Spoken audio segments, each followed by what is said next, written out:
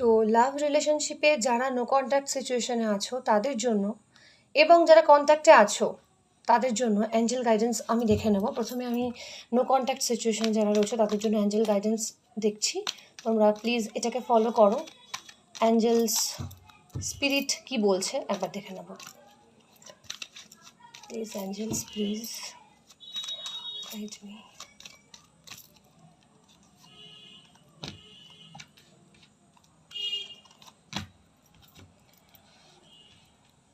তো এটাই বলছে যে তোমরা সিচুয়েশনটাকে ফরগিভ করে দাও। হয়তো এর মধ্যেই ভালো কিছু হিডেন আছে। অ্যান্ড পজিটিভ চেঞ্জ একটা জীবনে তোমাদের আসবে। সেটা হতে পারে সে ফিরলেও আসবে বা সে না ফিরলেও আসবে। তো সেক্ষেত্রে নিজের প্রতি ভরসাটা রাখো অ্যান্ড ক্ষমা করতে শেখো। ক্ষমা